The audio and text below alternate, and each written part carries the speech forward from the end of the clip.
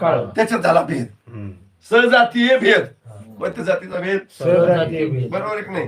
कातडी नावाची जात एक, पण काळ गोर झाला भेद भेद. बरोबर आहे की नाही? हा, शरीर जात एक. शरीर म्हणलं की काय? एक जाती जात, पण एक पातला, एक जाडा, एक ठेंगणा, एक उंच.